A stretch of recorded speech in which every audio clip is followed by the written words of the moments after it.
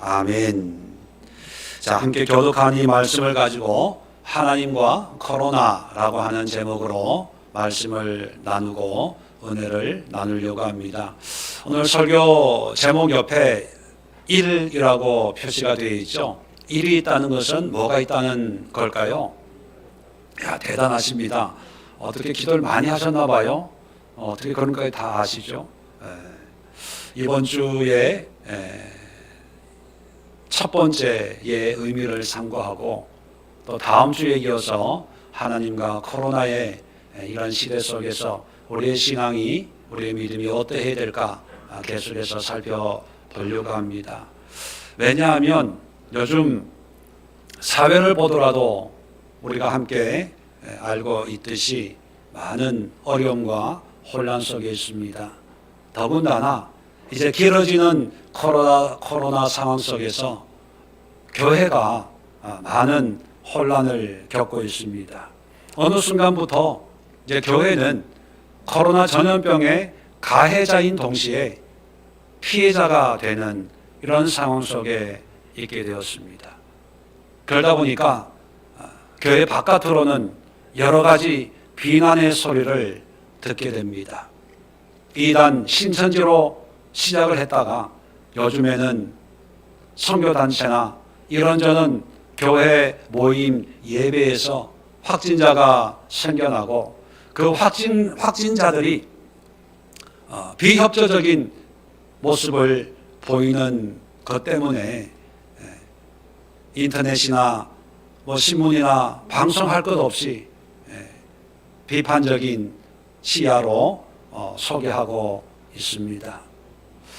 비신자들이 볼 때 교회는 이상한 종교 집단처럼 느끼게 되는 그런 상황 속에 있습니다.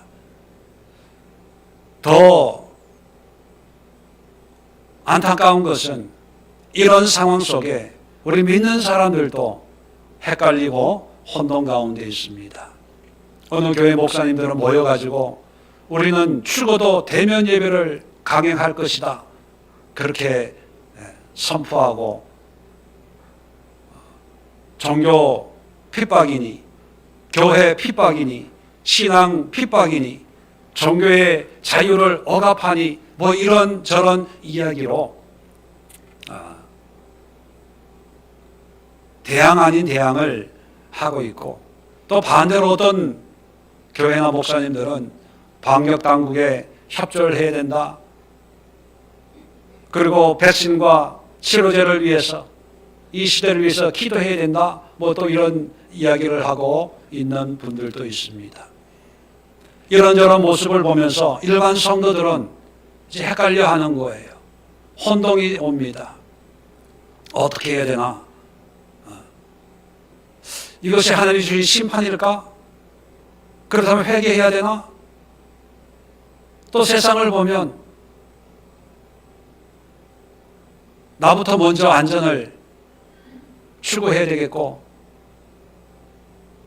방역 당국의 지침에 따라서 교회 가면 안 돼, 비대면으로 예배 드리고, 그런데 점점 내 마음은 답답해지고 컬컬해지고 집에서 기도도 안 되고 집에서 예배도 안 되고, 예배 드리지만 핸드폰 옆에 놓고 만화 보고 뉴스 보고 핸드폰 보고 화면 한번 보고, 아마 지금도 제 설교를 들으면서 핸드폰을 보면서 있는 분들이 한 서너 분 계실 것 같아요. 그죠? 이게 길어지다 보니까 예배도 아니고, 그렇다고 마음 편하게 주일 아침을 보내는 것도 아니고, 뉴스를 보면 이게 교회냐, 이게 목사냐, 이제 목회자들이 비리로 이런저런 모습으로 뉴스에 나오는 게 이제 하루 이틀이 아니고요. 요즘에는 목회자 딸이, 자녀들이 아이를 학대해가지고, 그것도 16개월 된 아이를 학대해가지고 참 비참하게, 이게 사람이 할 짓이냐? 그런데 그것이 기독교 크리스찬 대학교를 졸업을 하고 양가 부모들이 목회자고 그 지역에서 열심히 목회하고 있는 그런 가정의 사람들이라는 것이 또 드러나서 댓글을 보니까요, 참 말이 아니더라고요. 개덕교 동네에 있는 교회를 다 때려 부셔야 된다 이런 댓글 단 사람들도 있더라고요. 이런 상황 속에서 우리는 이 시대를 어떻게 살아낼까? 과연 이런 모습 속에 하나님은 뭘 하고 계실까? 하나님의 마음은 어떨까? 거기에 대해서 이번 주와 다음 주 2주에 걸쳐서 살펴보려고 합니다. 이번 주로 마치고 싶었는데 이게 너무 중요한 거기 때문에 제가 일부러 2주로 이게 갈랐어요. 오늘 본문 내용을 잠깐 설명을 드리면 21장 1절부터 보면 사단이 일어나 이스라엘을 대적하고 다윗을 충동하여 이스라엘을 계수하게 하니라. 이 오늘 본문의 배경은 이스라엘의 왕인 다윗이 대제국을 건설합니다. 하나님의 은혜로 연전연승을 거듭하면서 큰 나라를 세우고 난 뒤에 나라가 어느 정도 안정이 된 뒤에 다윗이 어느 날 인구를 한번 계수를 했으면 좋겠다. 우리처럼 왜 그런 거 있잖아요. 인구 센서스, 인구 조사를 한번 해야 되겠다. 그런 생각이 들었어요. 그런데 이 생각이 실제로 보면 하나님이 이 일을 악하게 여기사 이스라엘을 치심해. 왜 하나님이 악하게 여겼냐 하면 고대 시대는 인구가 곧 군사력이고 나라의 힘을 상징합니다. 그만큼 군사 전쟁에 동원될 사람이 많다는 거죠. 왜 이런 생각을 하냐 하면 다윗이 하나님의 은혜로 왕이 되고 나라를 세우고 전쟁에 이겼는데 어느 순간인가 이제 교만한 마음이 들어서 하나님의 은혜가 없어도 이 정도 국력이면 강대국 된 거 아니야? 이 정도 군사가 있으면 이제 이 군사 가지고 싸워도 승리할 수 있는 거 아니야? 그런 어떤 군사력에 대한 나라의 국력에 대한 자부심이 생겨나게 된 거예요. 그러니까 어느 날 한번 우리의 힘이 어느 정도인지 한번 인구조사를 한번 해봐야 되겠다 이런 생각이 들었던 거죠. 그런데 하나님 보시기에 아주 악한 거예요. 하나님이 네가 네 힘으로 네 능력으로 이 나라를 세웠냐? 내가 베푼 은혜 아니냐? 그걸 잊었어? 그러면서 이제 이스라엘을 치시는데 참 재미있게도 선지자 갓을 통해서 3가지 옵션을 줘요. 12절에 보면 내가 너희를 치는데 이 3가지 중에 하나 택해라. 첫 번째는 3년 동안 기근이 드는 걸 원하든지 아니면 석 달 동안 적군에 피하여 적군의 칼에 쫓겨서 도망 다니는 것을 택할는지 아니면 전염병이 4월 동안 이 땅에 유행해서 전염병에 고통받든지 3가지를 택해라. 그렇게 하나님이 말씀합니다. 자, 이 13절을 보니까 다윗이 갓 선지자에게 이렇게 얘기합니다. 내가 공경에 빠졌도다. 참 고민입니다. 어렵습니다. 그렇게 얘기하죠. 여호와께서는 긍휼이 심히 크시니 내가 그의 손에 빠지고 사람의 손에 빠지지 아니하기를 원하나이다. 그렇게 얘기합니다. 3가지 중에 택하였는데 다윗은 택해요, 안 택해요? 안 택해요. 그냥 사람의 손에 빠지지 않고 하나님의 손에 빠지기를 원합니다.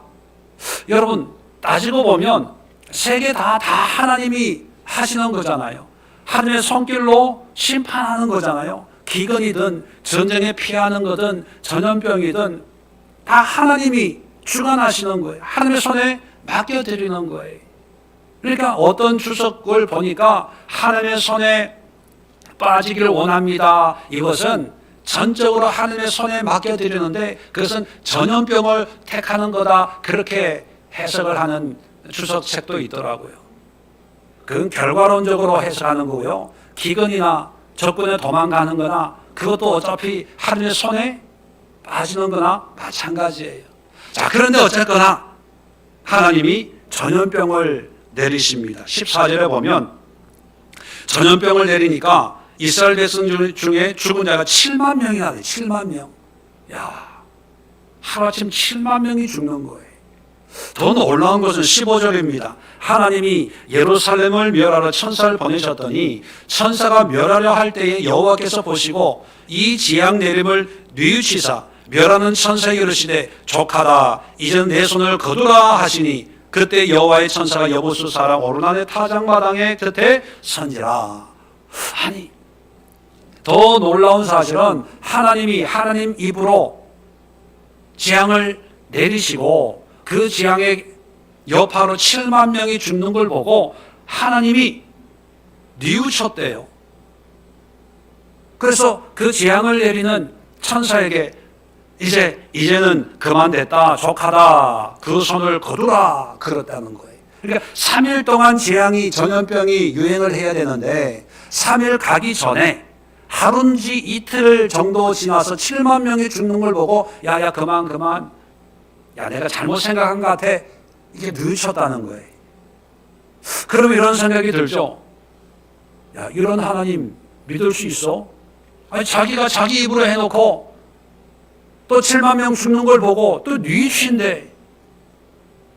아니 하나님이 뉘우쳐? 하나님도 실수가 있단 말이야? 하나님에게도 후회가 있단 말이야? 이런 하나님을 어떻게 믿어? 심판해놓고 지옥 보내놓고 야 내가 착각했어 너 천국 가야 되는데 이러면 어떡해?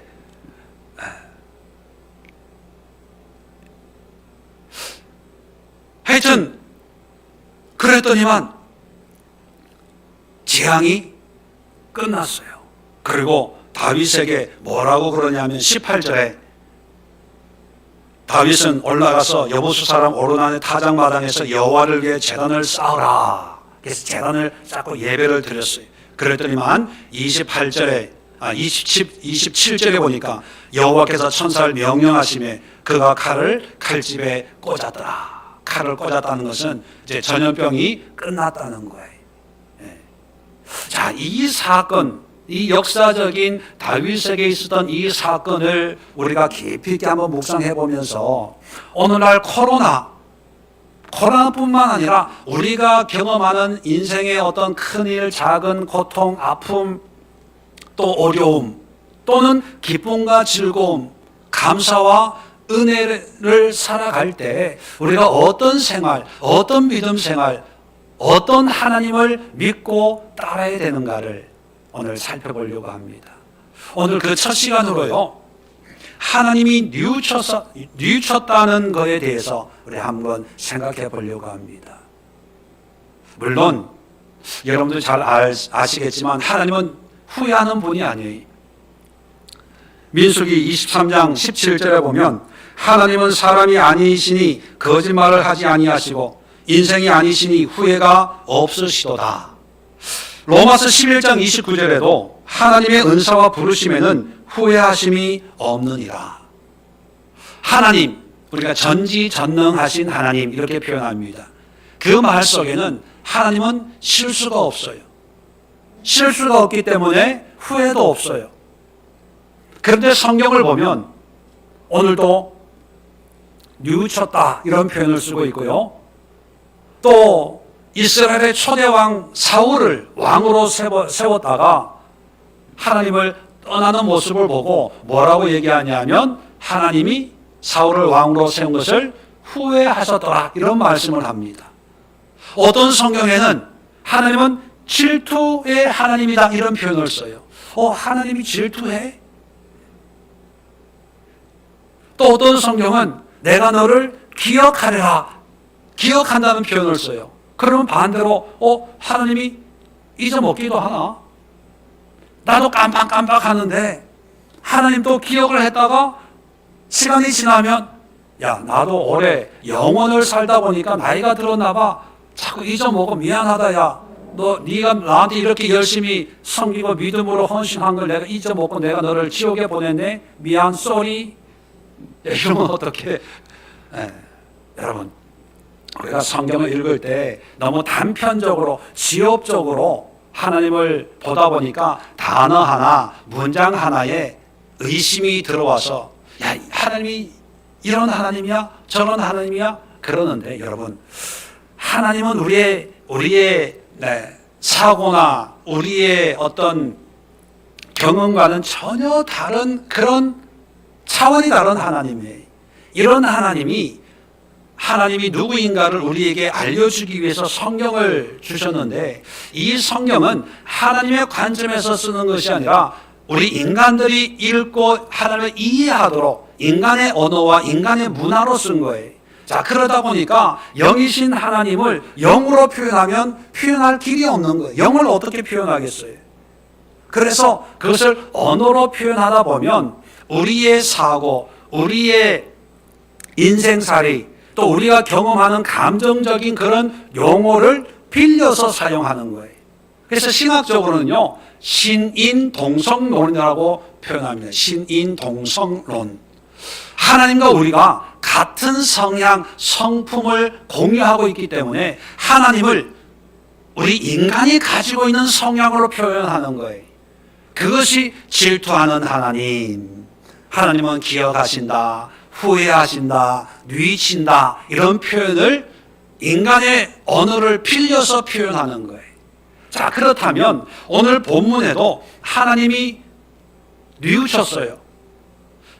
그것은 우리처럼 우리 인간들이 뭔가 잘못을 저지르고 한참 뒤에 내가 잘못했네 뉘우치고 회개하는 그런 의미지만, 하나님이 뉘우쳤다는 것은요, 우리가 사용하는 그런 용도의 뉘우침이 아닙니다. 단지 우리의 언어를, 우리의 표현을 빌려서 하나님의 마음을 표현하고 있는 것뿐이죠. 자, 그러면 하나님은 어떤 분이냐 하는 거예요. 하나님은 죄악을 그냥 두는 분이 아니지요. 죄악은 반드시 죄의 대가를 지불해야 되는 것이 하나님의 속성이에요. 왜요? 정의의 하나님이니까. 그래서 심판을 하는데 7만 명이 죽어요. 여러분 생각해 보세요. 7만 명이 죽었다는 것은 그 가족들이 있잖아요. 그러니까 수십만 명이 슬픔과 애통에 잠겨져 있는 그런 모습을 봅니다. 그 모습을 보고 뉘우쳐서 그 재앙을 거둬들여요. 자, 이런 하나님은 어떤 하나님일까? 자, 그 단서가 바로 13절에 있습니다. 자, 다윗이 이런 재앙을 받기 전에 세 가지 옵션 중에 선택하기 전에 갓 선지자에게 이렇게 얘기합니다. 내가 공경에 빠졌도다. 여호와께서는 긍휼이 심히 크시니. 자, 긍휼이 심히 크시니, 여기다가 밑줄 그어놓고요, 동그라미 해놓고요, 별표 3개 해놓으세요.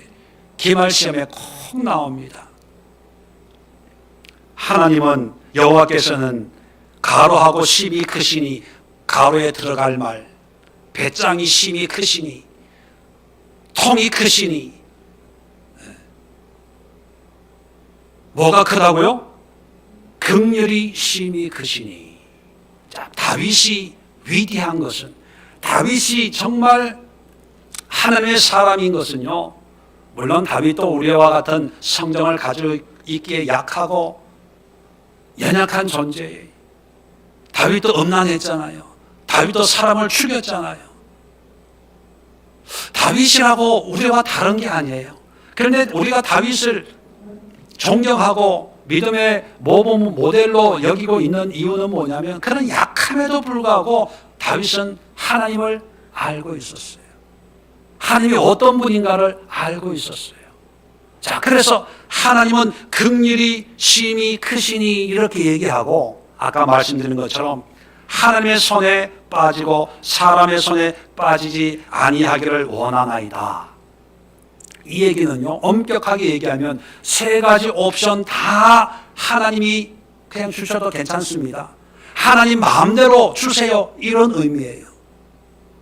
이거 주세요, 저거 주세요 하기 전에 어차피 하나님의 손으로 주시는 재앙이라면 어느 것도 다 받겠습니다, 그거예요. 왜 세 가지 옵션을 택하지 않고 다윗이 붙잡은 것은 뭘 붙잡는 거예요? 하나님의 긍휼하심을 붙잡는 거예요. 3년 기근이 와도 하나님의 긍휼을 의지합니다. 석 달 도망을 다녀도 하나님의 긍휼을 의지합니다. 3일 전염병이 몰아쳐도 하나님의 긍휼을 의지합니다. 왜냐하면 하나님은 긍휼히 여기는 분 아닙니까? 이런 의미거든요. 자, 그러면 긍휼이 뭡니까? 우리가 너무 자주 쓰는 단어 중에 하나가 긍휼이라는 단어예요. 쉽게 우리 표현으로는 불쌍히 여기다, 그런 것이 사전적인 의미입니다. 그런데 히브리 원어를 보면 긍휼이라는 단어는 라함이라는 단어예요. 이 라함이라는 단어를 항상 복수형으로 사용하기 때문에 라하밈이라는 단어를 사용합니다. 라함이라는 단어는 오늘 나오는 것처럼 긍휼 또는 다른 성경에는 자비 또는 동정 이런 표현으로 번역이 되는 단어예요. 이 라함이라는 단어는 히브리 말은요 원래 자음만 있습니다. 모음이 없어요. 모음은 나중에 갖다 붙이는 거죠. 여호와라고 하는 말도요 자음만 있어요. 자음만. 그래서 나중에 이 여호와라고 하는 이 말에다가 자음을 붙여서 우리가 여호와라고 발음을 하는 거예요. 유대인들은요 여호와라고 하는 것이 하나님의 이름이기 때문에 하나님의 이름을 말로 옮기지를 못했어요. 그러니까 그 어떻게 읽는지를 잊어먹은 거예요. 참 놀라운 민족이지요. 나중에 자음을 붙여서 여호와, 예수아, 야훼 이렇게 여러 가지 용도로 이제 그 발음을 하게 되는데 이 라함이라는 단어도 자음만 있어요. 그래서 이 자음만 있는데 모음을 어떻게 붙이느냐에 따라서 그 의미가 달라지는데 자음만 있다는 것은 같은 의미, 같은 그 연속성을 가지고 있다는 의미인데요. 이 라함과 같은 자음을 가지고 있는 단어가 뭐냐면 레헴이라는 단어예요. 레헴이라는 단어가 무슨 뜻이냐면 어머니의 자궁이라는 뜻입니다. 자궁. 자궁이라는 말에서 긍휼, 라함이라는 말이 같이 상호 모음만 붙이면 되니까 같은 의미를 전달한다는 거죠. 어떤 때는 레헴, 어떤 때는 라함. 왜냐하면 그 의미가 서로 연결되기 때문이죠. 그러면 긍휼, 불쌍히 여기는 거하고 어머니의 자궁하고 어떤 연관성이 있냐 하면 우리 현대적인 긍휼은 쉽게 이런 거예요. 시내 나갔다가 노숙자를 봤어요. 주일날 이웃을 내 몸같이 사랑해라 하는 그 말씀이 갑자기 기억이 나서 그냥 이 추운 겨울에 그냥 발발 떨고 있는 것을 보고 안타까워서 주머니에서 얼마의 돈을 드리면서 따뜻한 국밥이라도 하나 사드세요 하고 이제 돈을 드리고 이제 지나오면서 마음이 뿌듯해지는 거예요. 그래. 하나님이 나에게 주신 말씀이 기억이 나서 그래 오늘 하루 살면서 한 가지라도 하나님의 말씀에 순종하는 그런 삶을 살고 싶었는데 오늘 저 가난한 노숙자에게 내가 얼마간의 따뜻한 국밥 한 그릇 대접한 그런 기회를 얻었으니 참 감사하다. 그런 마음을 가질 때 그 노숙자를 바라볼 때 그게 우리는 긍휼, 불쌍히 여기는 마음, 동정 이렇게 표현을 합니다. 그런데 히브리 원어적인 의미는요. 어머니 태에 태. 자, 아기가 태에 있어요. 그러면 어머니와 아기는 두 개의 구별된 개체지만 인격체지만 감정이나 육체적인 거나 생각하는 게 하나예요. 어머니가 아프면 애가 아프잖아요. 어머니가 먹으면 누가 먹는 거예요? 아이가 먹는 거예요. 그래서 여러분 신혼 때 임신하고 뭐 먹고 싶으면 남편에게 뭐라 그래요? 여보, 아이가 고기 먹고 싶대, 과일 먹고 싶대. 그래, 자기가 먹고 싶다고 얘기 안 해요. 사실 본인이 먹고 싶은데 왜 하나가 되는 거예요?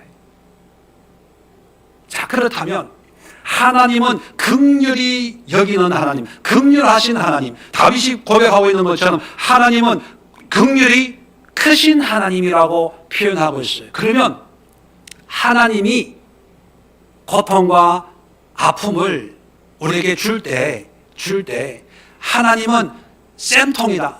거 봐라. 니들이 그렇게 나쁜 짓 하니까 내가 이렇게 심판하잖아. 앞으로 내 말 잘 들어야 돼. 고생 좀 해봐라 이놈들. 그렇게 하는 하나님이 아니고 백성들이 고통을 하면 하나님도 고통하는 하나님이에요. 하나님도 아파하는 하나님이에요.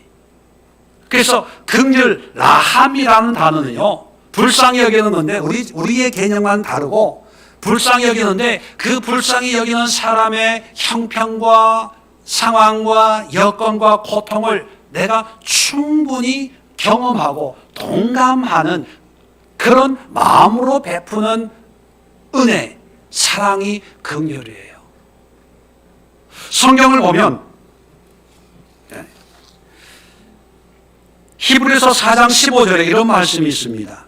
우리에게 있는 대제사장은 예수님을 지칭하죠. 하나님을 지칭합니다. 우리의 연약함을 동정하지 못할 이가 아니요. 좀 말이 어려운데 동정하지 못할 이가 아니라는 것은 동정한다는 거예요. 동정한다는 것은 뭐예요? 우리 언어로는 동정은 값싼 어떤 연민을 얘기하는 거예요. 그래서 이런 동정은 받고 싶어요? 안 받고 싶어요? 안 받고 싶어요. 그냥 내 형편이나 상황과는 상관없이 자기의 만족이나 자기의 연민으로 조금 베푸는 어떤 감정적인 어떤 그런 사랑의 표현이 우리는 동정이라고 생각하기 때문에 우리는 그런 동정을 받고 싶지가 않아요. 그런데 성경은 예수님은 우리의 약함을 충분히 동정하는 분이래요. 근데 원래 왜 이런 표현을 쓰냐면 원래 동정이라는 단어는 좋은 거예요. 같을 동자거든. 같을 동. 우리의 마음을 같이 느끼는 거예요. 우리의 아픔을 같이 공유하는 게 동정이에요. 그래서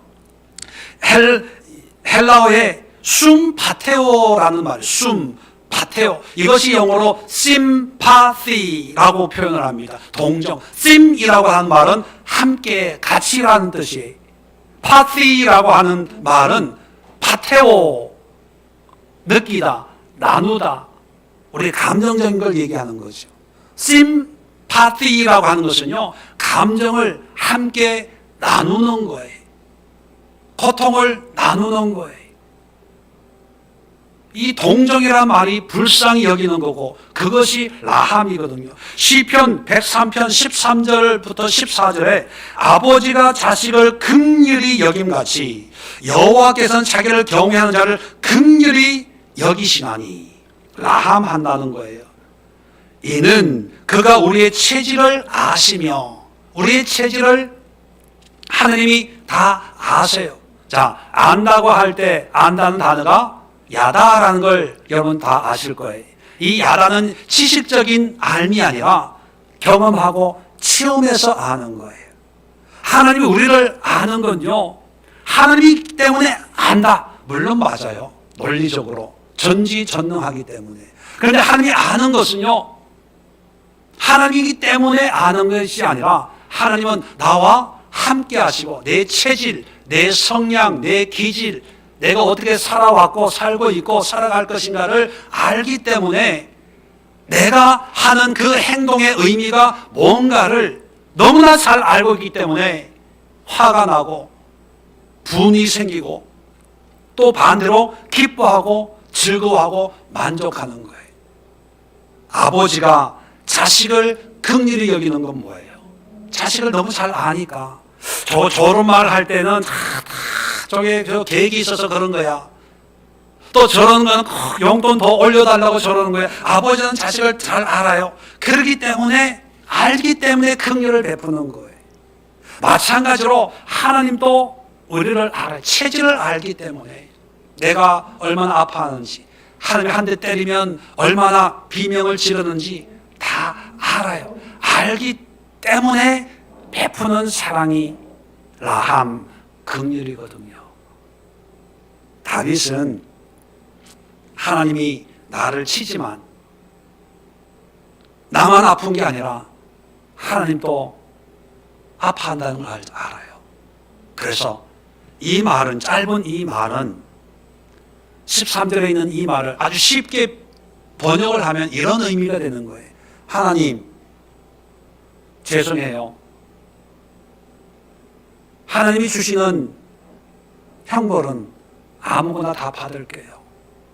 사실 내가 아픈 게 아니라 이런 형벌을 주는 하나님이 더 아프잖아요. 난 그걸 알아요. 아프기 때문에 이거 주세요, 저거 주세요 얘기를 못 하겠어요. 세계 중에 고르라면 어떤 게 제일 약할까 생각할 텐데 아무리 약한 것도 하나님도 함께 아파하잖아요. 하나님의 그 긍휼을 나는 알기 때문에 하나님의 손에 맡겨드립니다. 그거였어요. 아니나 다를까 15절에 보니까 이제 천사가 이제 재앙을 내리는 거예요. 7만 명이 죽어나가기 시작해요.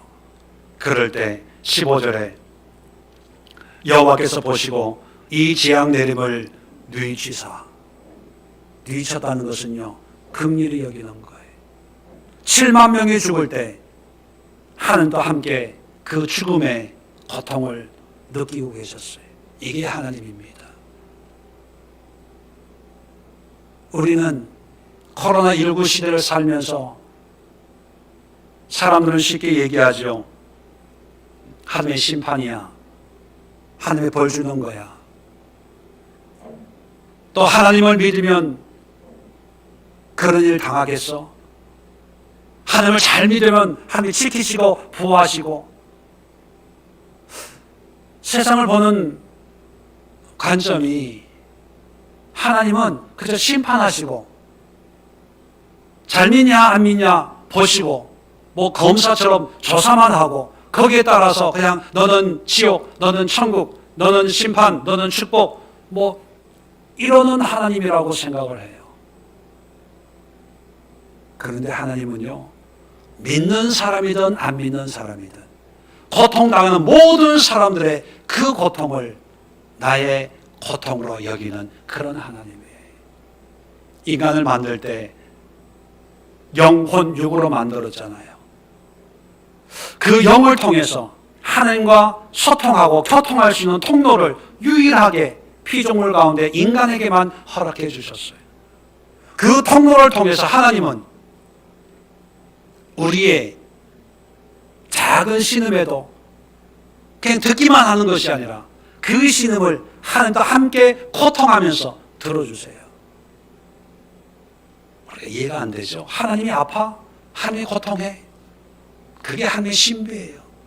그런 존재로서 우리가 살아가고 있다는 게 우리 인간이 가진 특권이에요. 하나님과 우리는 뗄 수 없는 그런 영적인 유대 속에 있다는 것이 우리가 살아있는 삶의 기쁨이고 감사고 축복이에요. 돈이 없고 몸이 약하고 이거는 이런 은혜에 피할 바도 아니에요. 내가 기뻐할 때 하나님이 나와 함께 기뻐하시고, 내가 고통할 때 내 고통 속에 계신 하나님이 아니라 하나님도 함께 고통하고 있다는 것을 느낄 때 다윗의 이런 고백이 나오는 거예요. 하나님은 긍휼이 크신 하나님이니까 아무거나 주세요. 고통 속에 있어도 나는 외롭지 않아요. 하나님이 함께 하시니까. 또 이 고통을 통해서 난 뼈저리게 회개합니다. 왜요? 내 고통 때문에 누구도 고통당하기 당하고 있어요? 하나님도 고통당하는 거예요. 왜 우리가 회개하고 또 죄짓고 왜 회개하고 또 죄짓는지 아세요? 하나님의 고통을 모르기 때문에. 40일 기도를 시작하면서 고통당하는 이 코로나 시대에 좀 희망과 소망을 주기 위해서 에스겔서를 묵상하고 있습니다.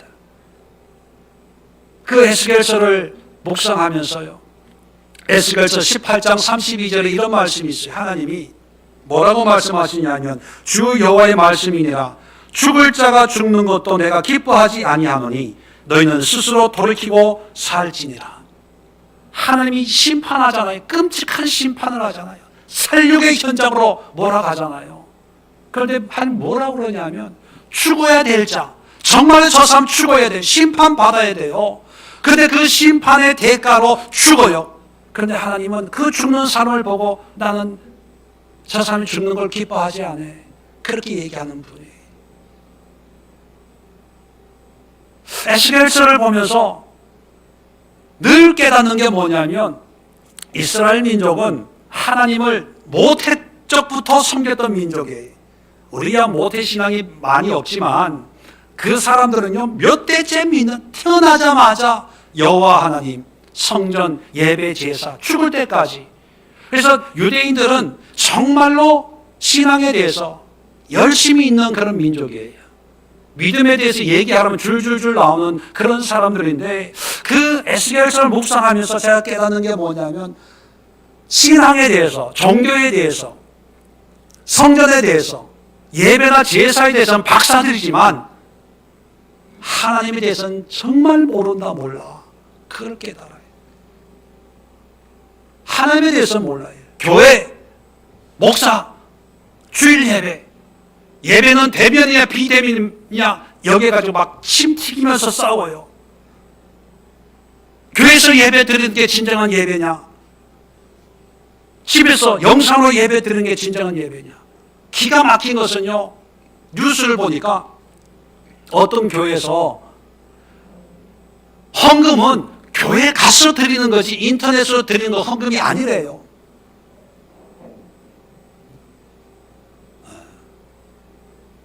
그런 걸 보면서 제가 더 화가 나는 게 뭐냐면,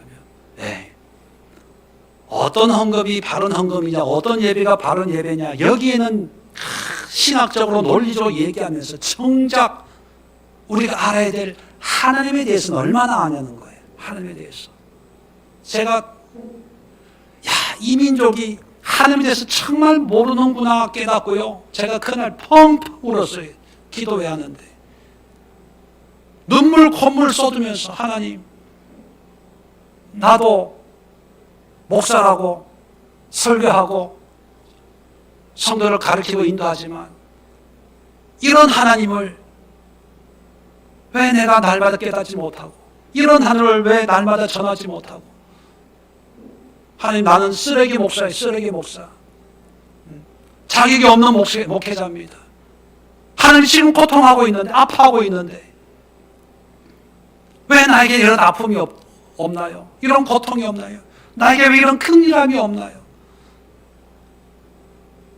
왜 이 시대의 사람들은, 왜 이 교회는, 왜 믿는 사람들은 하나님을 긍휼이 많으신 하나님이라고 여기면서 지 죄 용서받는 것은 좋아라 하는데, 함께 고통하는, 아파하는 이런 하나님에 대한 지식은 없을까요?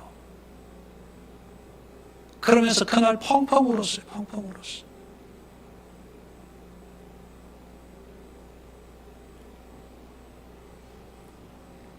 하나님은요, 우리가 생각하기에 심판의 하나님, 복도 주고 저주도 주는 하나님, 여러 가지 개념으로 하나님을 이야기합니다.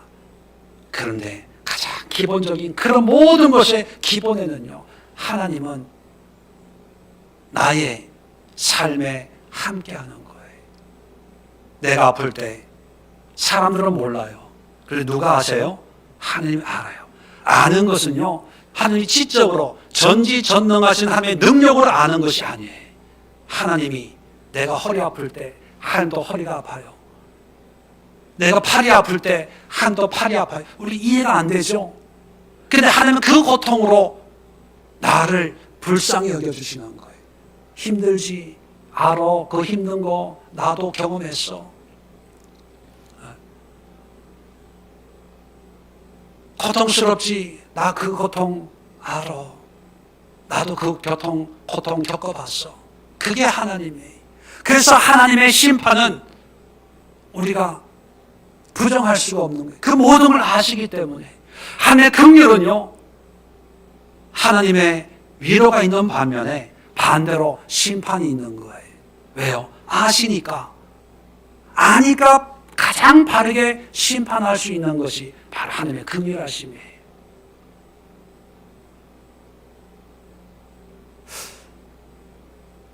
자, 이런 긍휼하심을 보면서 자, 하나님이 이제 심판을 거두라고 얘기합니다.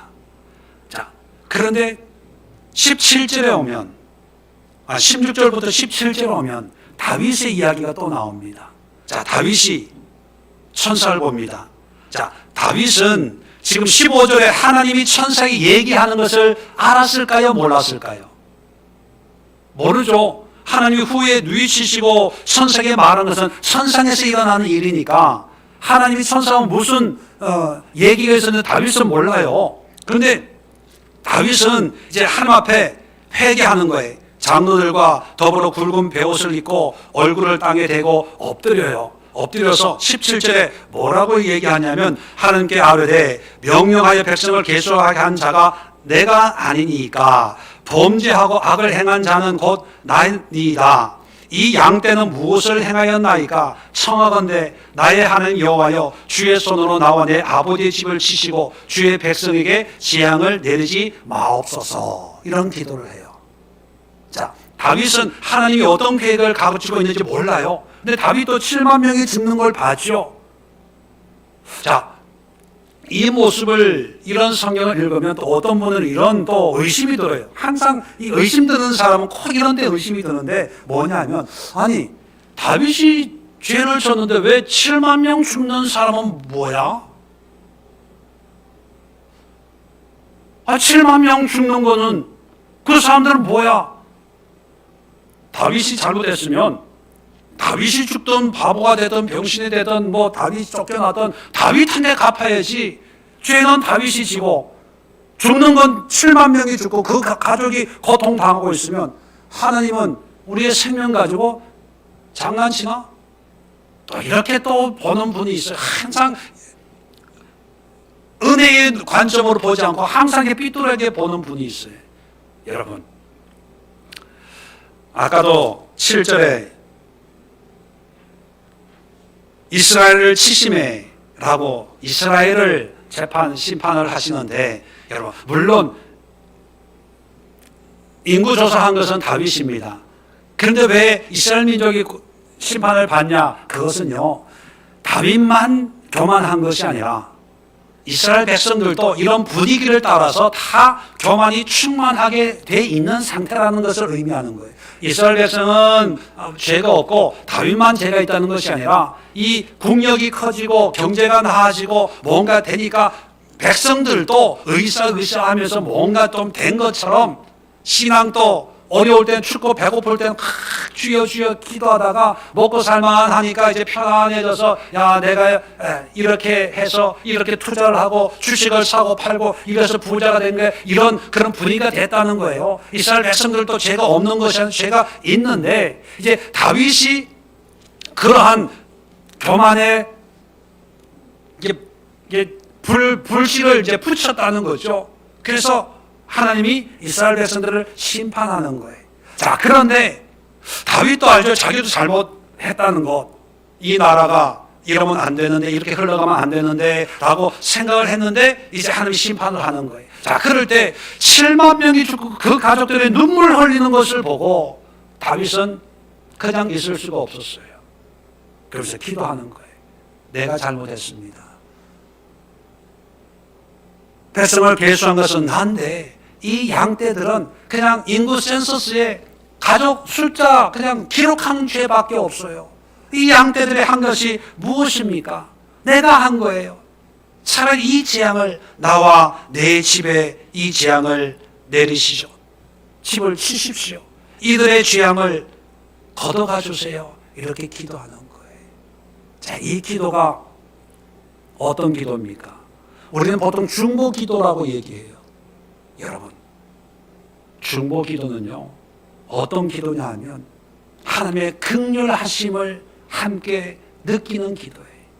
그 긍휼하심은 뭐냐면 그래서 기도 제목으로 이 땅을 위해 기도해야지가 아니라 이 사람의 아픔을 나의 아픔으로 느낄 때 기도가 중보 기도예요. 다윗은 자기 백성들의 죽음이 자기의 죽음으로 느껴지는 거예요. 그들의 눈물, 그들의 아픔이 나의 아픔, 나의 눈물로 다가오는 거예요. 출애굽기를 보면 금송아지로 말미암아 하나님이 화가 나서 이스라엘 민족을 다 멸하겠다 그렇게 말씀하실 때 모세가 중보기도하지요.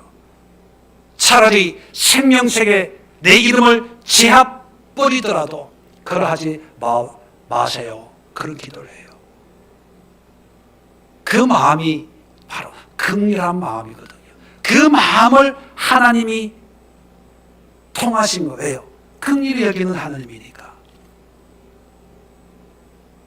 우리는 모세의 그러한 중보 기도를 보면서 야, 모세의 신앙이 대단하다 이렇게 얘기합니다. 아니에요. 모세 그 기도를 들으시고 응답하신 하나님이 대단한 거예요. 하나님이 다윗의 이런 기도를 들으시고 마음에 뜨끔했을 거예요. 네가 이런 기도를 해. 네가 내 마음을 알아. 하나님이 감동하셨을 거예요. 중요한 것은 이런 기도에 감동하시는 하나님이 우리가 믿는 하나님이라는 거죠. 그렇다면 여러분, 아까 처음에 말씀드린 건 코로나 시대의 하나님은 지금 뭐 하고 계시다고요? 함께 고통하고 있어요. 함께 아파하고 있어요. 불신자든 믿는 사람이든 젊은 사람이든 나이 든 사람이든 재벌이든 가난한 사람이든 경제적인 문제든 건강의 문제든 관계의 문제든 우리가 아파할 때 함께 아파하시는 하나님이 이게 긍휼한 하나님의 모습이라면 자, 하나님을 믿는 우리는 하나님 앞에 어떻게 나아가야 됩니까? 우리도 긍휼히 여기는 눈으로 세상을 봐야 돼. 저 사람은 죽어도 싸. 저 사람은 나한테 한 짓거리를 보면 정말 하나님이 벌 내리셨을 거야. 그렇게 생각하는 것이 아니라 원수일지라도 나에게 손가락질을 하는 사람일지라도 그 사람이 아파할 때 하나님, 하나님도 아프시지요. 나도 아파요. 저 사람이 나한테 이렇게 했고 저렇게 정말로 손가락질하고 뒤에서 이런 얘기 저런 얘기하고 다른 사람을 통해서 듣는 얘기를 들으면 제가 너무 화가 나요. 그런데 저 사람이 저런 고통을 당하고 있는 모습을 보면서 하나님 불쌍히 여겨주세요. 저 고통이 나의 고통입니다. 이것이 다윗이 기도하는 기도의 마음이고 이것이 하나님의 마음이고 이것이 하나님이 찾으시는 믿음의 사람들의 모습이라는 거예요.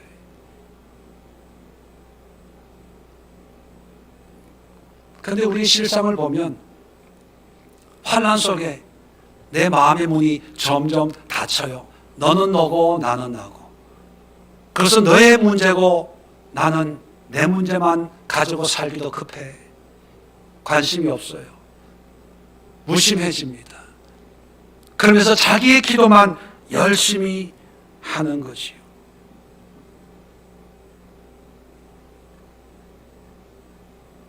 하나님이 원하시는 것은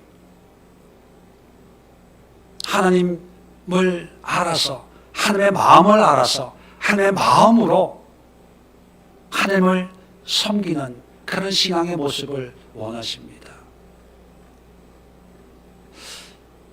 예수님이 신약에 오신 예수님이 똑같은 물론 상황은 다릅니다.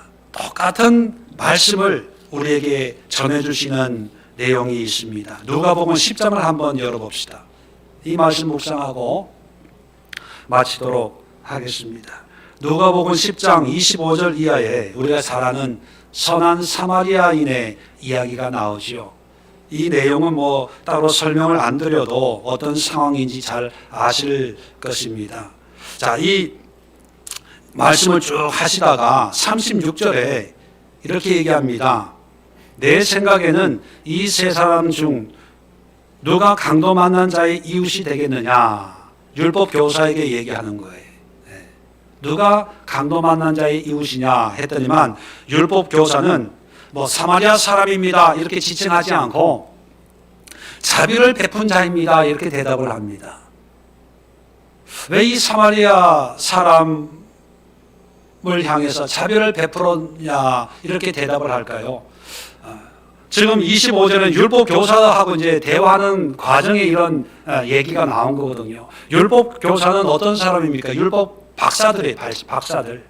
하나님의 성품에 대해서 또 신앙에 대해서 뭐 그렇게 살지는 못하지만 신학적으로 또 학문적으로는 너무나 잘 아는 그런 사람입니다. 자, 그런 사람이 사마리아 사람의 행위를 자비를 베푼다 이렇게 표현을 했어요. 이 자비라는 말이 긍휼이라는 말이거든요. 긍휼히 여긴 사람입니다. 그렇게 대답을 하니까 예수께서 뭐라고 얘기하냐면 37절에 가서 너도 이와 같이 하라. 이와 같이라는 것은 그냥 강도 만난 사람들 찾아다니면서 치료해주고 싸매주고 하라는 거예요. 자비를 베풀라는 거예요. 자비를 베풀라는 거예요. 다시 말하면 내가 어려우니까 나 좀 도와줘. 내가 힘드니까 나 좀 도와줘. 나 돈 없으니까 돈 좀 줘. 돈 주는 것이 그것이 이 말씀의 핵심 내용이 아니라는 거예요. 도와주고 안 도와주고를 떠나서 예수님의 마지막 결론은 뭐냐면 자비를 베푸는 사람이 이웃이라는 거예요. 그러면 자비가 뭐라고요? 긍휼히 여기는 거예요. 긍휼히 여기는 건 뭐라고요? 함께 아파하는 거예요. 함께 고통하는 거예요. 자, 그러면 이 사마리아인에 대한 정보는 없어요. 어떤 분인지 몰라요. 부자인지 자선 사업가인지 아니면 성품이 원래 좋은 사람이었는지 그런 정보는 없어요. 그런데 결과를 가지고 이 사마리아 사람의 성품을 우리가 유추해 보면 이 사마리아 사람은 자비를 베푸는 사람이에요. 그 자비를 베푼다는 것은 강도 만난 사람의 고통과 아픔을 아는 사람이에요. 자, 그러면 이렇게 유추할 수 있어요. 이건 그냥 유추입니다. 성경이 말하고 있지 않기 때문에 성경 말씀이다 이렇게 얘기하지 말고 우리가 추론을 할 수 있어요. 어떻게 해요? 이 사마리아 사람은 한번 강도 만나본 적이 있는 사람이에요. 자기가 아플 때 정말로 도움을 구할 때 아무도 도움을 받지 못했던 그런 쓰라린 아픔이 있는 사람이에요. 유대인들과 사마리아 사람들의 상관관계를 여러분 잘 아실 거예요. 유대인들은 사마리아 사람들을 아주 짐승처럼 상종해서는 안 될 사람이라고 여겨요. 근데 이 사마리아 사람이 예루살렘에서 여리고로 내려가고 있다는 것은 유대 땅에 와 있다는 얘기거든요. 그리고 유대 땅에서 왕따 당하고 있다는 말입니다. 그 왕따의 아픔을 누구보다 경험했다는 사람이에요. 그래서 강도 만난 그 아픔, 그 절박함, 그 고통을 누구보다 잘 알기 때문에 부자여서가 아니라 내가 그걸 알기 때문에 나의 모든 것을 들여서 꼭 이 사람을 고쳐주고 싶은 거예요. 그래서 주모한테 이걸로 치료비를 쓰고 혹시 모자라면 모자란 대로 이 사람을 고쳐주세요. 나중에 내가 와서 그 나머지를 내가 변상해 드릴 테니까 꼭 고쳐주세요. 그것은 인품이 좋아서가 아니라 돈이 많아서가 아니라 그걸 알기 때문에 그게 자비예요. 그렇다면 예수님의 방점은 뭐냐면 너도 이와 같이 이웃의 고통에 동참하라는 거예요. 돈 몇 푼 던져주고 그걸로 끝나고 입 씻고 하는 말씀대로 순종했습니다. 이게 아니라 그 고통이 나의 아픔으로, 그 슬픔이 나의 슬픔으로, 반대로 그의 기쁨이 나의 기쁨으로, 그것이 그 사람의 진정한 이웃이야. 그거예요. 그렇다면 코로나19를 살아가는 우리의 현실 속에서 하나님은 누구보다 고통하고 계세요. 아파하고 있어요. 그것이 우리의 죄악 때문인지 아니면 어떤 자연재해 때문인지 아니면 하나님의 심판인지 그걸 떠나서 심판에 주로 오신 하나님이 자신이 심판하시면서도 고통당하는 사람 앞에 아파하고 있어요. 이게 하나님의 본성이에요. 그래서 하나님이 성육신을 통해서 인간의 몸으로 이 땅에 오셔서 모든 걸 경험하셨잖아요. 그리고 공생하면서 병든 자, 귀신 들린 자를 보면서 하나님이 불쌍히 여기시는, 불쌍히 긍휼히 여기시는. 왜요? 내가 그 마음 알아. 덩어리 말 못하는 그 고통 알아. 귀신 들린 거 그 고통 알아. 나병 환자 그 고통 알아. 혈류병 여인 나 그 고통 알아. 그걸 몸소 우리에게 보여주셨어요. 최종적으로 십자가의 고통을, 죽음의 고통을 다 경험한 거예요. 그래서 하나님이 이해할 수 없는 고통은 없고 하나님이 거절하신 고통은 아무것도 없어요. 사람들은 그렇게 얘기합니다. 이 고통 아무도 몰라. 예, 몰라요. 그런데 하나님은 아시고 함께 고통하고 있다는 거예요. 그래서 우리가 소망이 있는 거예요. 희망이 있는 거예요. 하늘이 무너지고 땅이 꺼져도 하나님이 나의 마음을 아시고 나와 함께 이 순간 아파하고 고통하고 있다는 걸 깨달으면요, 감사가 나와요. 기쁨이 나와요. 반대로 그게 없으니까 사람들이 뭐 도와주면요, 그때는 좋아요. 그 다음에는요, 더 많이 안 도와줘서 섭섭해해요. 끊임없이 도와줘야 그나마 되는데 그런 사람이 누가 있나요? 또 그런 것을요, 감사하지도 않아요. 오늘 아침에 아침을 먹으면서 저희 장모님이 영상 들으시면 안 되는데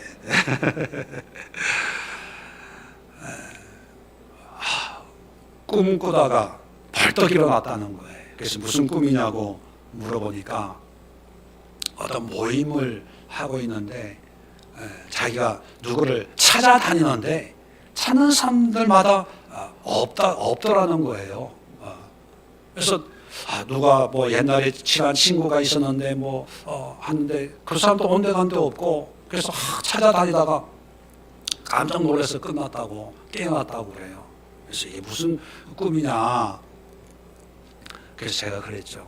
장모님, 사람을 따라다니지 마세요. 사람이 우상이에요. 사람이 좋은 사람 만나고 얘기하고 사람한테 잘 대해주고. 그래서 제가 그랬어요. 장모님 성품이 워낙 좋으니까 어릴 때부터 사람을 좋아하다 보니까 늘 주변에 사람이 있어야 되는데 사람이 있다 보니까 하나님을 찾지 않고 사람을 먼저 찾아요. 또 내가 약하니까 늘 의지할 사람이 옆에 있어야 마음이 안전하고 든든하고. 근데 그 사람이 없으면 불안해지는 거예요. 근데 그 사람들하고 신앙 얘기하고 믿음 얘기하고 좋죠. 그럴 때 보면 내가 믿음이 있는 것 같잖아요. 왜 신앙 얘기만 하고 설교 얘기만 하니까. 근데 그 사람들이 없으면 불안해지는 거예요. 하나님이 계시고 안 계셔도 상관이 없는 거예요. 그런 얘기를 했더니만 요즘에 기도하면서 예배 드리면서 요즘 그런 걸 많이 느끼고 있다고. 여러분, 하나님의 긍휼하심을 깨닫지 못하면 외로워져요. 불안해져요. 내 미래는, 내가 아프면, 내가 죽으면, 병들면. 그런데 하나님이 그 마음을 아시고 그 아픔을 아시고 그 외로움을 아세요. 그렇다면 이걸로 끝나서는 안 돼요. 그런 하나님을 만나고 안다면 우리도 세상을 다윗처럼 하나님의 긍휼하심으로 바라볼 수 있어야 돼요. 자비를 베푸는 자가 되어야 돼요. 사마리아 사람처럼 물질로 저를 공급하고 또 치료하고 이것만이 아니라 아파야 돼요. 여러분, 오늘날 교회가 코로나19 앞에서 정말 아파하고 있나요? 믿는 사람이든 안 믿는 사람이든 상관없이 신천지 교인이든 정통 교인이든 확진되어서 격리를 당하고 또 요양병원에서 죽음을 맞고 있는 그런 사람들 뉴스를 보면서 정말 우리 믿는 사람들이 하나님의 자비하심으로 하나님이 저 노인을 죽음 앞에 서 있는 저 노인을 향해서 그렇게 애통하고 있는 그 하나님이신데 그런 하나님을 믿는다고 하는 우리는 어떤 마음으로 그들을 보고 있는지 한번 생각해 본 적이 있나요? 다윗처럼 이런 기도는 아니더라도 하나님 요양병원에 있는 저 사람들을 불쌍히 여겨 주옵소서. 안 그래도 치매로 거동이 불편한 그런 노인들 가족으로부터 분리되어서 병원에 누워 있는데 코로나 걸리면 가족도 뭐 임종도 못하고 그렇게 돌아가신대잖아요. 차라리 나에게 그런 짐을 주셔서 나는 건강하니까 대신 내가 확진되어서 격리당하면 안 될까요? 적어도 이런 기도 한번 해본 적 있나요? 다윗처럼 이 재앙을 나와 나의 집에 부으소서. 뭐 이 정도는 아니어도 하나님 내가 대신 이 고통을 경험하면 안 될까요? 이런 마음 가져본 적이 있나요? 이것이 아니라 대면이냐 비대면이냐, 헌금은 교회에서 해야 되냐 온라인 해야 되냐, 모여야 되냐 말해야 되냐, 20명이 모이면 되냐 5명이 모이면 되냐, 종교의 자유를 억압하는 거냐 교회를 핍박하는 거냐, 문재인 정권이 어쩌고 저쩌고 지금 이런 상황입니까? 이것이 하나님의 모습일까요? 이것이 믿는 사람들의 모습일까요? 여러분, 코로나 속에 계신 하나님에 대해서 한번 묵상해 보세요. 긍휼에 대해서 한번 묵상해 보세요.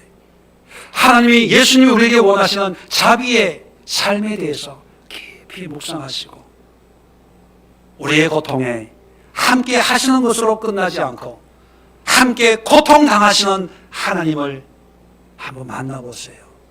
그리고 그 하나님의 마음을 가지고 세상을 보세요. 기쁨이 있어요. 감사가 있어요. 소망이 있어요. 아, 이것을 위해서 하나님 나에게 믿음을 주셨구나. 일을 하라고 여기에 보내셨구나.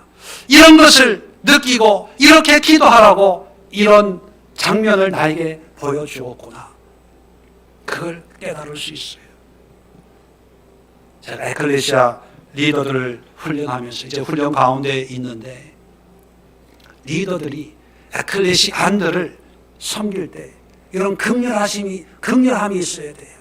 한 사람 한 사람을 형편을 알고 그의 아픔에 나도 동참하고 그의 고통에 함께 고통하고 그의 즐거움에 함께 즐거워해야 되는데 잘못되면요 리더라고 하는 교만이 들어가지고 사람들을 뭐 가르치려고 하고 뭔가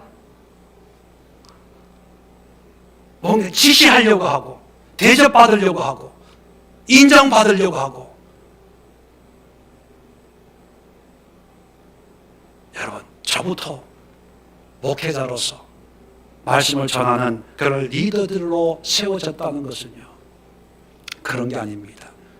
단언하건대 만약에 그런 모습들이 보여진다면 저는 가만히 있지 않을 거예요.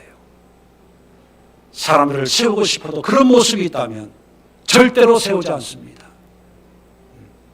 제가 할 수 있는 한 절대로, 물론 우리는 부족한 사람이기 때문에 완성품은 없잖아요. 노력해야죠. 그래서 지금부터 그런 훈련을 하고 있는 거예요. 말씀으로 섬기고 말씀으로 기도하고 한 가정 한 가정을 위해서 사랑의 긍휼의 마음으로 섬기는 그런 훈련을 하고 있으니까 여러분, 우리 예수의 교회만큼이라도 자비의 긍휼하신 하나님을 긍휼한 마음으로 이 세상을 섬기는 그런 믿음의 삶이 될 수 있기를 우리가 결단하고 훈련하고 준비하고 실천하는 그런 우리 신앙, 믿음의 공동체가 될 수 있기를 주의 이름으로 간절히 부탁을 드립니다. 기도합니다. 좋으신 하나님, 은혜와 사랑을 감사합니다. 코로나19 속에 수많은 사람들을 고통하고 있지만 가장 고통하고 있는 분이 하나님인 것을 다시 한번 깨닫습니다. 하나님이 심판하시지만, 재앙을 주시지만 그 재앙 가운데 신음하고 있는 그 신음도 하나님이 그대로 느끼고 알고 계심을 또한 잘 알고 있습니다. 그래서 하나님은 될 수 있으면 심판하지 않으려고 오래 참으시는 그런 하나님인 줄도 또한 압니다. 그런 하나님을 믿는 우리도 고통과 아픔 속에 있는 사람들을 그저 정죄하고 판단하고 나만 아니면 돼라고 하는 극단적인 이기적인 신앙의 관점에서 바라보는 것이 아니라 믿는 사람이든 안 믿는 사람이든 이단이든 아니든 모든 하나님이 사랑하시는 인생들을 바라보면서 애통하고 슬퍼하며 고통하며 그들을 위해서 눈물로 기도할 수 있는 그런 긍휼의 마음을 저희들에게 허락해 주옵소서. 우리의 마음을 열어주시고 굳어지고 딱딱한 그런 생각들을 깨뜨려 주셔서 하나님의 마음을 흉내내고 본받아 눈물로 이 땅을 위해서 기도하며 코로나19로 경제적으로 어려움을 당하고 육신적으로 고통을 당하고 환경적으로 이 모양 저 모양 아픔을 겪고 있는 수많은 영혼들을 위해서 주님 앞에 기도로 나아갈 때 모세의 기도처럼 다윗의 기도처럼 다니엘의 기도처럼 하나님의 긍휼하심을 따라 하나님의 그 진노가 속히 끝나서 하나님의 은혜의 회복이 일어날 수 있는 그런 축복을 허락해 주시기를 간절히 기도드리옵나이다. 이제는 우리 주 예수 그리스도의 은혜와 하나님 아버지의 크고 놀라우신 사랑하심과 성령의 교통, 충만, 내주, 인도하신 은혜가 하나님의 긍휼하심을 따라 긍휼함으로 세상을 살기로 결단하고 교회를 나서는 모든 무리들, 그리고 비대면으로 영상을 통해서 동일한 은혜를 가지고 삶의 현장으로 나아가는 우리 믿음의 권속들, 그리고 이 나라와 이 민족 세계 열방 위에 지금부터 영원까지 함께 하시기를 간절히 축원드리옵나이다. 아멘.